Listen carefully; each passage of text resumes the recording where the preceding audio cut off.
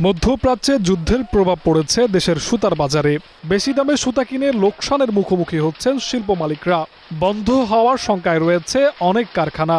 একই সাথে শ্রমিক কর্মচারীদের কথা মাথায় রেখে লোকসান গুণে অনেকে চালাচ্ছেন কলকারখানা। এসব কলকারখানায় সুতা থেকে কাপড় তৈরি হয়ে বাজারজাতকরণ পর্যন্ত চলে কার্যক্রম। এতে স্থানীয়দের পাশাপাশি দেশের বিভিন্ন স্থান থেকে কয়েক লাখ শ্রমিক কর্মচারী কাজ করে নির্বাহ করেন জীবিকা।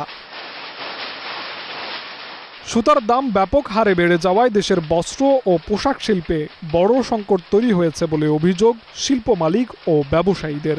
বর্তমানে যে সুতার বাজার, যে সুতার প্রেক্ষাপট পাউন্ডে অনেকটাই বেড়ে গেছে। যারা মিল মালিক আছে ওরা কোনো শিডিউল দিচ্ছে না আমাদের কবে ডেলিভারি দিবে এবং দাম কত বাড়াবে সেটার কোনো নির্দিষ্ট কোনো ওরা বলে নাই। দৈনিক 12 ঘন্টা বিদ্যুৎ না থাকায় উৎপাদন অর্ধেক অংশে চলে এসেছে। ফলে শ্রমিকরা মজুরি পাচ্ছেন কম। দ্রব্যমূল্যের ঊর্ধ্বগতিতে সংসার চালাতে হিমশিম খাচ্ছেন তারা। এই সুতাটা বাংলাদেশে তৈরি হয়, কিছু সুতা চায়না থেকে আসে, তারপরে বলে সুতা নাই, দাম বেশি।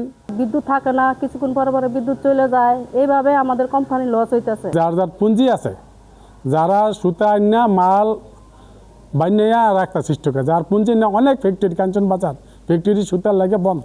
তবে মধ্যপ্রাচ্যে যুদ্ধের প্রভাব কম্প্রোমাইজ করতে হবে বলে মত উপজেলা নির্বাহী কর্মকর্তার। জ্বালানি তেলের যে স্বল্পতা রয়েছে সে কারণে কিছুটা প্রোডাকশনের প্রবলেম হচ্ছে। এটা কিছুটা হচ্ছে যেহেতু আপনি জানেন যে ইরান এবং ইউএসএ যে যুদ্ধের কারণে সারা দেশে কিন্তু সারা বিশ্বেই এর বৈশ্বিক প্রভাব পড়েছে। সবকিছু ছাপিয়ে সুতার বাজার নিয়ন্ত্রণে সরকারি নজরদারি দাবি সংশ্লিষ্টদের।